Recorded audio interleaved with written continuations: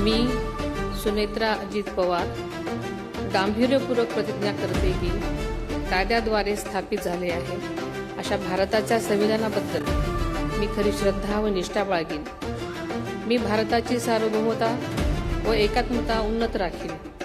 मी महाराष्ट्र राज्याची उपमुख्यमंत्री म्हणून माझी कामे निष्ठापूर्वक व सतत विवेकबुद्धीने पार पाडेन आणि संविधान व कायदा यानुसार सर्व तऱ्हेच्या लोकांना मी गांभीर्यपणे व निपक्षपातीपणे तसेच कोणाच्याही विषयी ममत्वभाव किंवा आकस न बाळगता न्याय वागू देईन।